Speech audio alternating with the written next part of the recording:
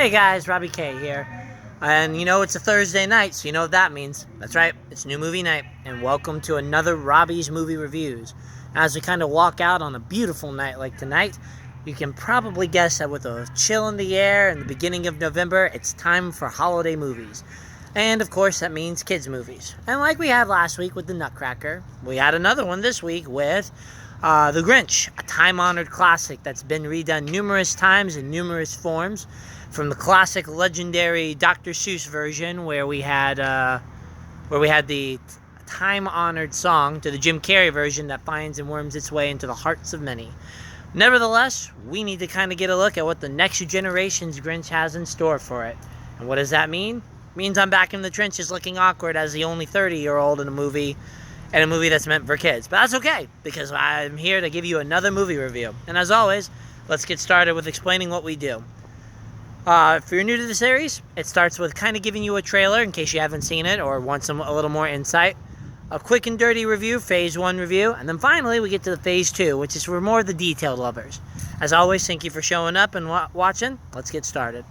When it comes to the trailers, there's really not much you expect from it outside of it's the Grinch story. So, curmudgeon with the idea of hating Christmas, looking to deprive others of Christmas, this time with a new sidekick in the form of Fred the reindeer, and perhaps a little bit of a new musical soundtrack to kind of get you started. It looks cute, looks adorable, but what's really in store? For the Phase 1 review, trailers actually deliver exactly what you promised. A cute kid adventure that is filled with fun antics. You have essentially cute, cuddly music, a fun atmosphere that's just very family friendly, and definitely those moral lessons that will make your heart 3 sizes bigger as you kind of watch your various kids light up with the smile of the joy of Christmas. The Grinch's voice acting is fantastic. There's no really adult humor in it. It's just good old-fashioned fun. It's like a modernization of the Dr. Seuss with, you know, that classic illumination animation that Despicable Me made famous. Now, if you're interested in kind of that's about all I can say in terms of it. With saying that probably the Jim Carrey version still holds that special place as number 1 in my heart. While when it comes to the new one, it definitely hits its target audience. So those looking for a family-friendly movie this weekend have got it. But that's about all I can say. It's a quick and dirty review after all, so let's get to the scores. In terms of animation, family/kids, and I guess holiday season, the movie probably gets a solid 7.5 for me in terms of just the season overall. Maybe even an 8, but it's hard to give it that when you know the other 2 versions. However, when it ends up coming to movie overall, the truth is that it's probably, what would I say? Probably about a 6.5 to 7. There's some things that need some cleaning up, but if you want to know that, stick around for kind of the likes and dislikes. Otherwise, definitely kind of the kickoff for a good season opener for family-friendly movies. Maybe a little mistimed, to be honest, but nevertheless, still a good holiday movie. Now, if this is where I leave you, thank you again for checking in, but otherwise, stick around because here comes Phase 2 in terms of the detailed stuff for those liking discussion. Now, if you know my channel, you know I'm all about starting on a positive foot. And here we go with the likes. First of all, the animation. If you love that zany kid style that Illumination Studios has done ever since Despicable Me, then you've got yourself the right kind of medium to bring this out for the kiddos. We're talking fantastic, fluid motion with very colorful lights and brightness, very interesting displays, and of course a fantastic spin on the Who's that we've seen mimicked in a couple of other Dr. Seuss movies brought to computer animation. You know, it fits very well. It's got the kind of the spirit captured within it, and by far has some of the coolest designs in terms of gadgetry and bringing Christmas to life in that same old Dr. Seuss magic. In regards to voice acting, well, there's not many voice acting roles in it. And more so, there's a little more kind of simplistic dialogue compared to what we've seen in the past. But nevertheless, Benedict Cumberbatch is, again, another person who proves why he is a very popular and good actor. He can cover a wide range of voices, and he brings that emotion and fun to the film. Now throw in the cute use of animals and some of the trinkets there, and you're again nailing it with the Cindy Lou Who having not only a fantastic voice cast work, but a really good character development. And I guess that's probably one of my favorite actions of it outside of the design, is decent character development despite a very pint-sized package of 90 minutes to tell their tale. It's just a wonderful kind of book brought to life, and Cindy Lou surprisingly has a lot more kick to this one than what we've seen in the past. And I really like the kind of twist that they did, bringing in a few other young kids to kind of bring the livelihood and spirit. So, there's kind of the two-story front element that they're taking with it, the classical Grinch story with a little twist, and then again, Cindy Lou's story about how she's trying to integrate herself into the Christmas magic. And I think when you get to the finish and get, of course, the predictable and classic representation, that's going to be something that's going to sink into the hearts of many of my friends, especially with young ones, because it's going to kind of melt the ice that might be forming before the holiday season and perhaps get you in the Christmas giving mood like it did to me at the end.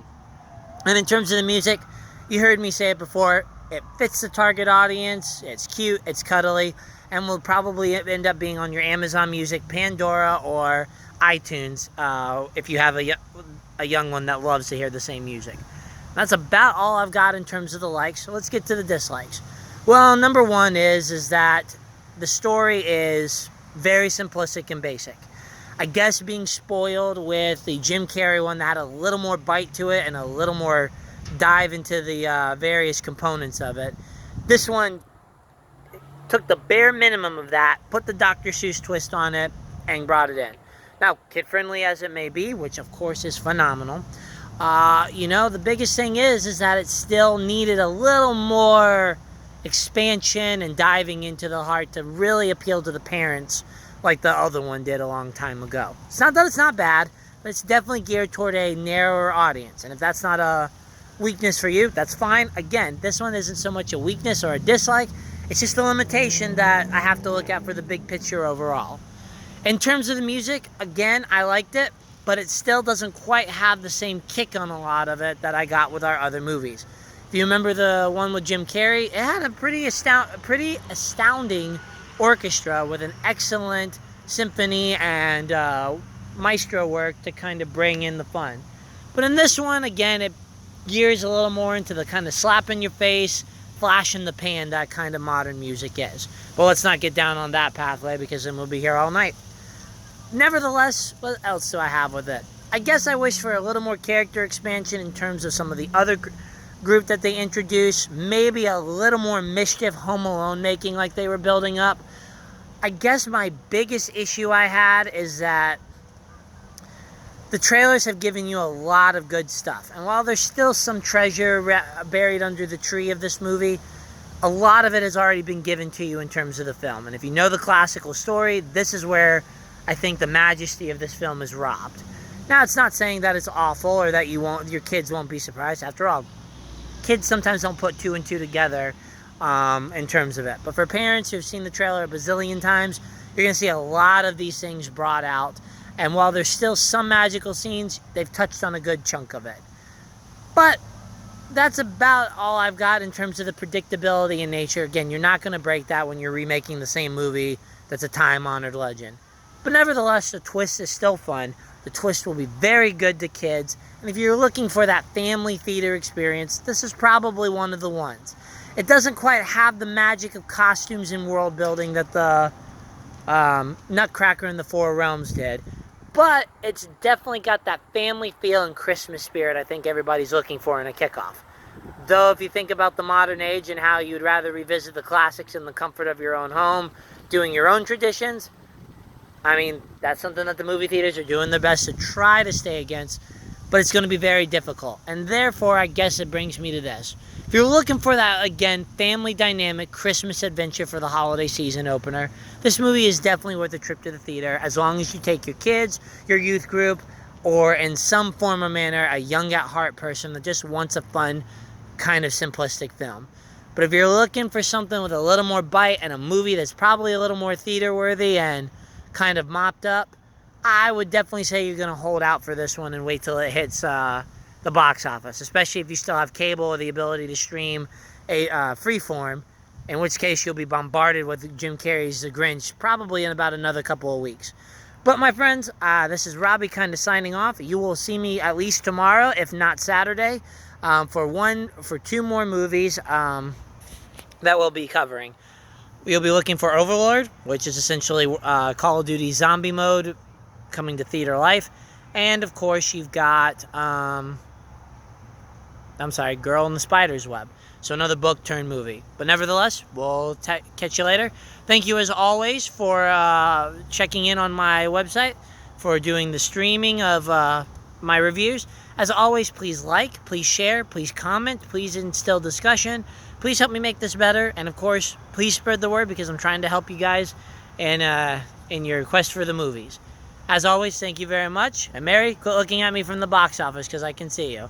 Have fun, guys, and as always, check in tomorrow. Bye.